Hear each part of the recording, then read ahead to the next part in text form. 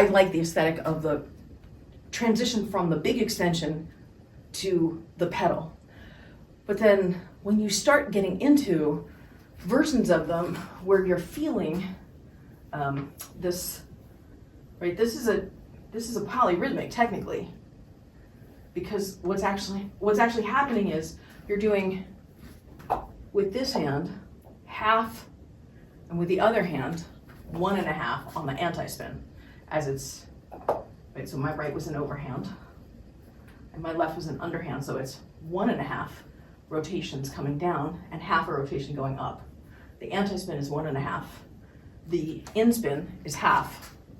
And so you're doing a 1.5 against a half, which is just, I don't know. I feel like as a dancer, it gives me more options when I'm expressing things. But I don't know, I'm a geek. I've studied music before I started dancing, so I have a strong connection to music. I played piano for 25 years before I had to give that up.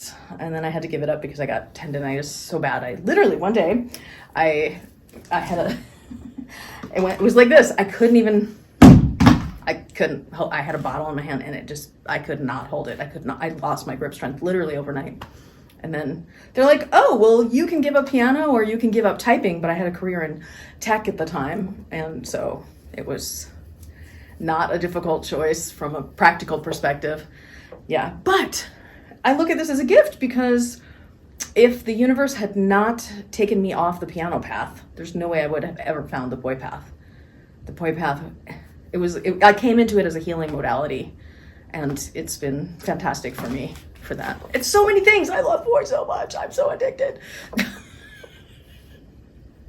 Well, because it's fun, but it's also healing, and it's also a meditation, and it's also a performance art, and it's also like a cool party trick, and it's also this thing that you could do to really entertain yourself, and it's also mind-bending, and it's also calming and soothing to your inner spirit, and it's also a great way to like express yourself. I mean, it's just so many different things.